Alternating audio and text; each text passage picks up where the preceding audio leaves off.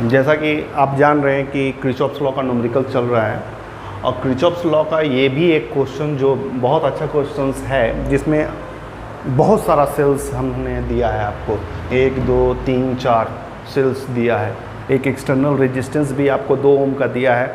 और क्वेश्चन हम आपसे पूछ रहे हैं कि बी से डी इस बार करंट नहीं पूछ रहे हैं, लेकिन हम करंट ही पूछ रहे हैं। हम करंट पूछ नहीं रहे हैं, लेकिन हम करंट ही पूछ रहे हैं। ऐसा इसलिए बोल रहे हैं क्योंकि हम बोल रहे हैं कि इसका पोटेंशियल बताओ, बीडी सेक्शन में पोटेंशियल डिफरेंस कितना है ये बताओ। तो सर इसका पोटेंशियल बताने के लिए अगर रेजिस्टेंस है आर है, तो अगर हम आई खोजेंगे इस ब्रांच में तभी तो हम बता पाएंगे कि कितना पोटेंशियल है। तो एक तरह से हम आपको आई ही खोजने के लिए बोल रहे हैं। तो आपको इस ब्रांच में कितना पोटेंशियल डिफरेंस है, बीडी ब्रांच में या डीबी ब्रांच में कितना पोटेंशियल है ये बताना है। फिर आपको क्या बताना है, पोटेंशियल डिफरेंस अगेन बताना है, potential across the terminal positive terminal negative terminal, positive terminal negative terminal के बीच में कितना पोटेंशियल डिफरेंस है ये आपको बताना। कौन सा सेल का, जी सेल का और एच सेल का, इसका पोटेंशियल डिफरेंस बताना है। तो ये कैसे है सर, यहाँ तो लगा ही हुआ है, साफ दिख ही रहा है कि 3 वोल्ट का है, ये 1 वोल्ट का है। बोल देंगे इसका पोटेंशियल, इसका टर्मिनल पोटेंशियल तो 1 वोल्ट है, इसका पोटेंशियल जो टर्मिनल्स के बीच में है उसका पोटेंशियल तो 3 वोल्ट है। इसमें पूछा क्या गया है, ये तो दिया ही हुआ है, नहीं दिया हुआ है। अगर ये सेल यूज़ होता है तो टर्मिनल पोटेंशियल ये ईएमएफ है तेरा, ये तेरा ईएमएफ है और ये तुम्हारा ईएमएफ है। टर्मिनल पोटेंशियल इसको बोलते हैं V = E - IR, ये खोज रहा है पोटेंशियल। ठीक है, ठीक है। अगर इस सेल के अंदर इंटरनल रेजिस्टेंस दिया हुआ है, और जो कि कोई भी सेल, कितना भी नया सेल खरीद लो उसके अंदर इंटरनल रेजिस्टेंस तो होता ही है, रियल प्रैक्टिकल में बता रहे होता ही है, लेकिन आपके न्यूमेरिकल्स में यहाँ पर दिया हुआ है इस सभी सेल का इंटरनल रेजिस्टेंस भी है, इंटरनल रेजिस्टेंस भी है। अब ये इंटरनल रेजिस्टेंस क्या करेगा, उसका ईएमएफ को घटा देगा, ड्रॉप करेगा। ठीक है ना, अब कुछ भी ड्रॉप कर सकता है, तब जो पोटेंशियल आता है तो उसे हम लोगों को क्या बोलना है, उस समय का पोटेंशियल। तो ये बहुत अच्छा क्वेश्चन हमको लगा, इसलिए लगा क्योंकि ये जो तुम्हारा करंट चैप्टर में जो इम्पोर्टेंट पॉइंट्स है, जिसका relation between terminal potential, EMF और इंटरनल रेजिस्टेंस के बीच में क्या रिलेशन है, उस पर एक क्वेश्चन कॉन्सेप्ट को क्लियर करता है। दूसरा किरचॉफ्स लॉ को भी क्लियर करता है। ठीक है, क्योंकि यहाँ तो किरचॉफ्स लॉ से ही निकालोगे। ठीक है, तो इस क्वेश्चन को हम लोग करते हैं, कैसे करते हैं उसको सीखो आप। क्वेश्चन सामने लिखा हुआ है, तो आपका यहाँ पर पूरा क्वेश्चन कंप्लीट नहीं है। ये जितने भी सेल दिया हुआ है इसमें इंटरनल रेजिस्टेंस भी आपके क्वेश्चन में गिवन है। ठीक है, तो हम वो इंटरनल रेजिस्टेंस जो दिया हुआ है यहाँ पर लिख रहे हैं। इंटरनल रेजिस्टेंस को निगेटिव टर्मिनल के पास लिखना चाहिए। ये आपका 2 ओम का इंटरनल रेजिस्टेंस है, यहाँ पर 1 ओम का इंटरनल रेजिस्टेंस है, ये सेल का इंटरनल रेजिस्टेंस है। यहाँ पर 3 ओम का आपका इंटरनल रेजिस्टेंस है और यहाँ पर आपका 1 ओम का इंटरनल रेजिस्टेंस दिया हुआ है क्वेश्चंस में। अब ये क्वेश्चन पूरा कंप्लीट हो गया। अब इसमें हमको क्वेश्चन क्या निकालना है वो समझ में आ चुका है। आपको यहाँ जो 3 वोल्ट दिखा रहा है वो आपका ईएमएफ है। इसका टर्मिनल पोटेंशियल क्या होगा, इसका पोटेंशियल डिफरेंस क्या होगा, इसका पोटेंशियल डिफरेंस क्या होगा, ये आपको बताना है। ठीक है, तो कैसे किया जाए, कोई भी एक सेल को लो और करंट डिस्ट्रीब्यूशन आप करो। ठीक है, कोई भी एक सेल को यूज़ कर सकते हो। सपोज कर लो हम इस सेल को यूज़ कर रहे हैं, यहाँ से करंट को निकाल रहे हैं I1, चलो ले लिए। अब यहाँ से I1 गया, आराम से I1 को आने दो। इसमें भी करंट कितना गया, I1 गया, करंट इसमें I1 है। अब करंट इधर भी जाएगा और करंट इधर भी जाएगा। सपोज कर लो इधर तुमने I2 भेजा, तो इधर क्या हो गया आपका I2 - I1, सॉरी उल्टा लिख दिए।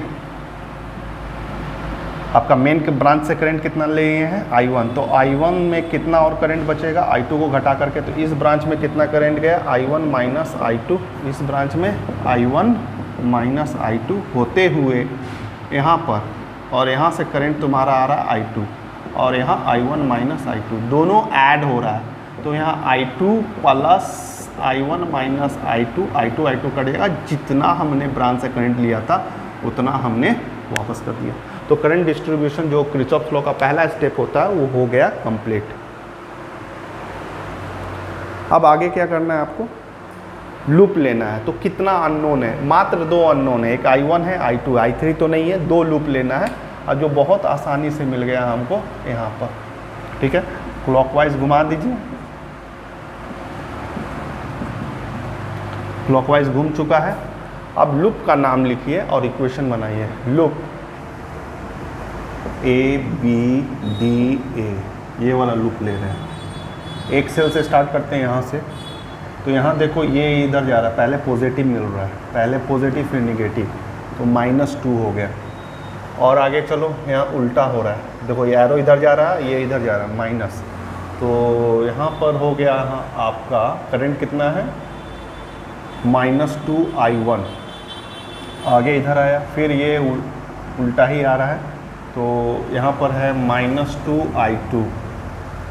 फिर इधर आ जाइए, ये रेजिस्टेंस है ऊपर की ओर, ये नीचे और माइनस में ही आएगा, माइनस।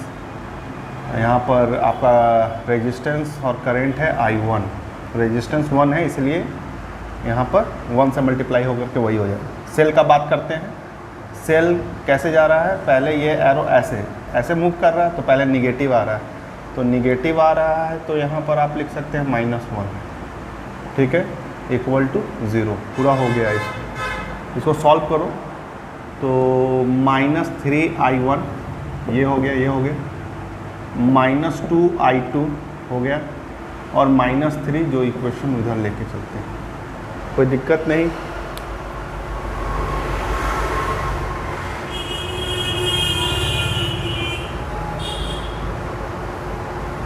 सेल वाले में गलत हुआ है, जैसे यहाँ पर है सेल पॉजिटिव से निगेटिव, तो ये पॉजिटिव होगा बच्चा, पॉजिटिव पहले फिर निगेटिव है, पॉजिटिव है, तो इससे असर क्या होगा, यहाँ पर आपका +1 आएगा, तो यहाँ पर -1 हो जाएगा।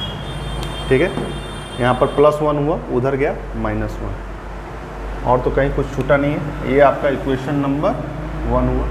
इक्वेशन नंबर 2 को देखते हैं, यहाँ से स्टार्ट करते हैं, G से स्टार्ट करते हैं। G में पहले पॉजिटिव, तो 3 पॉजिटिव। अच्छा, करंट का बात करते हैं, उल्टा आ रहा है, -3 I1 माइनस I2 माइनस, फिर इधर बात करते हैं, सेम जा रहा है, तो +2 I2 सेम, फिर इधर माइनस में आ रहा है। ठीक है, रेजिस्टेंस कितना है, 1 है, और करंट कितना है, I1 माइनस I2। ठीक है, सेल का बात करते हैं, पहले निगेटिव -1, और इधर रेजिस्टेंस है नहीं, इसका सारा हो गया, इक्वल टू 0। इसको सॉल्व करो तो यहाँ पर हो जाएगा -3 I1 +3 I2 +2 I2 -I1 +I2। ठीक, और नंबर का बात करें तो -1 2 होगा, यहाँ पर -2। अच्छा, इसको सॉल्व करो, I1 तो -4 I1, ये 5, ये +6 I2 equal to -2, that is your equation number 2 हो गया। ठीक है, दो लूप। अब ये दोनों इक्वेशन को आपको सॉल्व करना है। -3 I1 -2 I2 इक्वल टू -1, दूसरा इक्वेशन है -4 I1 +6 I2 equal to -2। Multiply करते हैं 4 से 3 से, तो यहाँ पर आपका कितना आ जाएगा,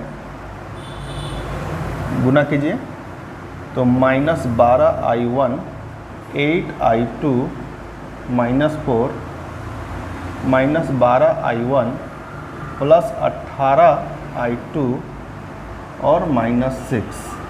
इसको काटने के लिए, एलिमिनेट करने के लिए, इसको plus low, minus low, plus low, sign को उल्टा किए, ये कट गया, और ये वाला पोर्शन आपका कितना बचा है, माइनस माइनस है, तो -26 I2 इक्वल टू, ये प्लस में है, ये 2, तो I2 इक्वल टू आपका कितना आ गया, I2 इक्वल टू आपका आया है 2 डिवाइडेड बाई -26, जो कि कट करके हो जाएगा -1/13 एम्पियर। क्लियर है? यहाँ तक राइट डाउन करें। कोई एक इक्वेशन ले लेना है और I2 को भी फाइंड कर लेना है। तो I2 हमको मिल चुका है -3I1 -2 इंटू, यहाँ पर क्या लिखोगे, -1/13, ठीक, इक्वल टू -1। यहाँ पर -3I1 ये इधर ले जाओ तो हो गया माइनस इंटू माइनस प्लस हो जाएगा, और उधर जाएगा तो फिर माइनस में ही हो जाएगा। तो -1 -2/13 -3I1 इक्वल टू -13 और यहाँ 2 और ये आपका 13। तो यहाँ पर -3I1 यहाँ पर हो गया आपका -15 13, माइनस माइनस कटा 3 से ये 5 बार है। तो I1 इक्वल टू 5/13 एम्पियर। चलिए यहाँ तक राइट डाउन कीजिए। दोनों करंट हमको मिल चुका है, ठीक। अब किस ब्रांच में कितना करंट जा रहा है सब हम लोग निकाल सकते हैं।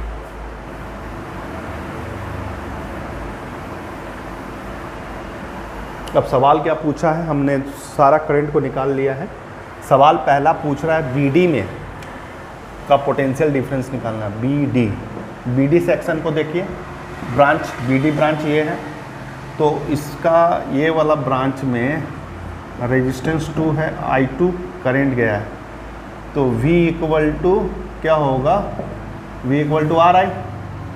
तो V R तुम्हारा क्या है, I2 कितना है तुम्हारा 1/13 है, तो V इक्वल टू 2/13 वोल्ट आपका आंसर पहला। तो ये हो गया 2/13 वोल्ट, आंसर आ चुका है पहला। दूसरा का आंसर अब हम लोग निकालने जा रहे हैं। दूसरा पार्ट का आंसर हम लोग निकालने जाएंगे।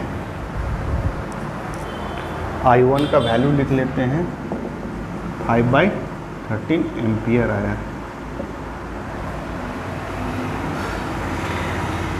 चलिए, तो हमसे पूछा गया है कि इसका टर्मिनल पोटेंशियल कितना है G सेल का। पहले G सेल को काट लो। G सेल आपका यहाँ से कट करके बना लेते हैं। ये आपका G हो गया, ये आपका 3 वोल्ट हो गया। इधर इंटरनल रेजिस्टेंस आपका 3 ओम हो गया जो सेल के अंदर है,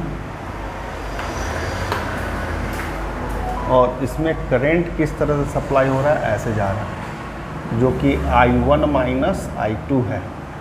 क्लियर है? तो करंट को भी निकाल लिया जाए कि I1 माइनस I2 कितना होगा। जैसे I1 हमारा 5/13 है और I2 हमारा -1/13 है, तो 5/13 प्लस 1/13, एलसीएम हो गया 13, यहाँ पर हो गया 6, ठीक है। तो इतना करंट जा रहा है एम्पियर, ठीक है। I1 माइनस I2 ये निकल गया, I1 माइनस I2 आपका इतना आ रहा है, करंट निकल चुका है। आपको यहाँ पर साइन कन्वेंशन लेना होगा, जैसे इसको निकालने के लिए टर्मिनल पोटेंशियल, और आप एक एरो बना लो इस डायरेक्शन में, ठीक है। तो ये क्या बतला रहा है, पहला ये आपका बतला रहा है IR प्लस में, सेम डायरेक्शन में है। I कितना है आपका, I1 माइनस I2, ठीक है। तो I1 माइनस I2 इंटू 3, ठीक है, प्लस में होगा। फिर ये आपका माइनस में होगा 3 वोल्ट, यही आपका पोटेंशियल डिफरेंस देगा। तो V equal to 3 into 6/13 minus 3, तो V इक्वल टू 18/13 माइनस 3, तो V इक्वल टू 39/13। अब इसमें 1 बचेगा, इसको घटा कर देखो, 1 बचेगा, और यहाँ पर 2 बचेगा माइनस में 13, ये वोल्ट में आंसर है। तो इसका पोटेंशियल डिफरेंस, तो जी सेल का कितना आया है, कितना पोटेंशियल डिफरेंस है, V इक्वल टू -21/13। यहाँ माइनस का मतलब, यहाँ माइनस को लेकर के आपको कन्फ्यूज़न नहीं रखना है, माइनस से यहाँ कुछ होने वाला नहीं है। पोटेंशियल एक स्केलर क्वांटिटी है, इसको प्लस में, माइनस का मतलब बस यही है कि जो आपने साइन कन्वेंशन इसमें इधर से माना है ना, आपको इधर से मानना चाहिए था। आपने जो साइन कन्वेंशन इधर से माना है, आप इधर से मानिए, वो प्लस में आ जाएगा। इसलिए पोटेंशियल का फॉर्मूला आप हमेशा प्लस में ही लिख सकते हैं, भले माइनस में आया आप इसको 21/13 या टर्मिनल को चेंज कर सकते हैं, या जो आपने साइन कन्वेंशन किया है उसका डायरेक्शन को पलटने के लिए बोल रहा है, उसका डायरेक्शन, ठीक है। तो उससे आपको ज़्यादा नहीं देखना, आपका आंसर 21/13 होगा। बड़ा सिंपल है। अभी नहीं समझे हैं, एक चांस और है, क्योंकि हमको जी सेल का भी निकालना है। थोड़ा देखते हैं इसको भी निकाल करके, इसका भी पोटेंशियल डिफरेंस क्या है निकालेंगे। इसमें भी करंट कितना जा रहा है, तो जो करंट इंपॉर्टेंट है वो लिख लो। जैसे इसमें करंट कितना सप्लाई हो रहा है, I1 माइनस I2 आपका कितना है, 6/13 आया है, ठीक है, क्लियर है। इसको लिख लो, बाकी का कुछ का काम हमको है नहीं, कुछ का काम नहीं है ये सब।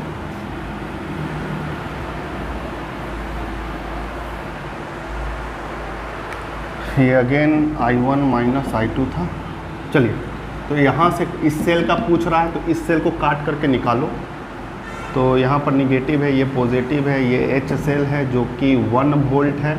अच्छी बात है, इसके पास इंटरनल रेजिस्टेंस 1 ओम का है, ठीक है। इसमें करंट इस तरह से गया है जो कि I1 माइनस I2 है, जो कि 6/13 आया है। हो गया क्लियर। आपको मानना है, कहीं से भी मान लीजिए हम ऐसे करके फिर माने हैं, ठीक है। तो ये क्या दिखला रहा है, पहला पॉजिटिव पहले आ रहा है कि नहीं, पॉजिटिव पहले आ रहा है, ठीक। जैसे ये पॉजिटिव है, उसके बाद निगेटिव है, तो -1 नहीं +1 लिखेंगे, ठीक है। वोल्टेज हो गया। और आगे चलिए, तो देखिए हम सेम आ रहा है, तो प्लस में हो जाएगा, प्लस करंट कितना है, I1 माइनस I2 जो कि 6/13 है। तो हम 6/13 करंट को लिखते हैं, और उसका रेजिस्टेंस क्या है तुम्हारा 1 है। इससे आपको क्या मिल जाएगा, V। आप बोल सकते हैं सर कि किरचॉफ्स लॉ में तो सिखाया गया था कि अंतिम में सारे पोटेंशियल को जोड़ करके 0 करना चाहिए। ये आपका लूप नहीं है, ये ओपन सर्किट है, ये ओपन सर्किट है, इसलिए आप 0 नहीं दे सकते, आप भी मानोगे।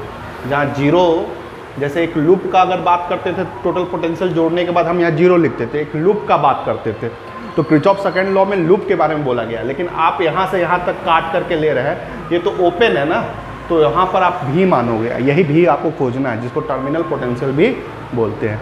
तो देखो ये निकला क्या, तो V इक्वल टू, इसको सॉल्व कर लो, 1 प्लस यहाँ 6/13 है, और 6/13 को सॉल्व करने से यहाँ 13 आ जाएगा, 6 आ जाएगा, 13 हो जाएगा। V इक्वल टू आपका यहाँ पर 19/13, ये वोल्ट है, ये टर्मिनल पोटेंशियल है, किसका, H का, ठीक है, क्लियर है। हाँ, तो ये इस तरह से बनता है। आप इस क्वेश्चन को ऐसा भी बना सकते थे, लेकिन ये सबसे बेस्ट तरीका है। आप कोई स्टूडेंट इसको डायरेक्ट इस तरह से भी कर सकता था, जैसे टर्मिनल पोटेंशियल जो पढ़ाया गया है, V equal to E minus IR, V equal to E minus IR, V equal to E minus IR। तो V आपको खोजना है, E आपका कितना दिया हुआ है, जैसे EMF आपको 3 वोल्ट दिया हुआ, पोटेंशियल ड्रॉप कितना हुआ है, I आपका 6/13 है, इनटू R क्या है, R आपका 3 है। तो इसको भी ऐसे करके सॉल्व करते हैं ना बच्चा, तो आंसर वही आता 21/13। देख लो, तो यहाँ पर 3 हो गया, यहाँ 18 हो गया, ठीक। तो यहाँ पर एलसीएम लोगे तो 39 हो गया, 18 हो गया और 13 हो गया। V इक्वल टू यहाँ पर 1 हो गया, 2 हो गया, 13 हो गया। देखिए ऐसे भी ला सकते हैं, ठीक है, क्लियर है। लेकिन इसमें भी आपको साइन कन्वेंशन पर ध्यान देना होगा। जैसे करंट निगेटिव टर्मिनल की तरफ जा रहा है तो ये फार्मूला करंट निगेटिव, जैसे हम यहाँ पर आपको क्या बताना चाहते हैं, जैसे सेल है, ठीक है, करंट जब इधर से निकलता तो आप सेल का यूज़ करते हैं, सेल का क्या कर रहे हैं, यूज़ कर रहे हैं, सेल का यूज़ कर रहे हैं। और जब यहाँ पर करंट जिस तरह से इस तरह से, ठीक है, और करंट में आपका इस तरह से जा रहा है करंट पॉजिटिव टर्मिनल के अंदर, तो आप सेल को यूज़ नहीं कर रहे हैं, चार्ज कर रहे हैं। क्या कर रहे हैं, चार्ज कर रहे हैं। और ऐसा कंडीशन में V = E + IR हो जाता है, ऐसा कंडीशन जो कि H में देख रहे हो, पॉजिटिव टर्मिनल के अंदर की ओर जा रहा है। तो इसके लिए आप फार्मूला क्या लीजिएगा, इसके लिए आप फार्मूला क्या लीजिएगा,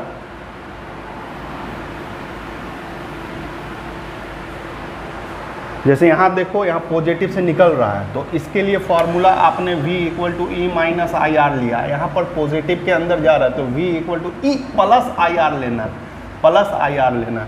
तो V = E + IR। तो V खोजना है, E आपका 1 वोल्ट दिया हुआ है, प्लस है, I कितना है 6/13 है, R कितना है 1 है। यहाँ V = एलसीएम लोगे 13 हो गया, 6 हो गया, 13 हो गया, यहाँ 19/13 वोल्ट। तो इस तरीके से भी निकाला जा सकता है इसे, ठीक है। कॉन्सेप्ट आपका क्लियर होना चाहिए, लेकिन इससे अच्छा बेटर है जो फर्स्ट मेथड से आपको बताएं, साइन कन्वेंशन के लिए एक एरो खींच लो, प्लस होना है कि माइनस होना है, उसी में सब कुछ आपको पता चल जाएगा। क्लियर है, ओके, थैंक यू।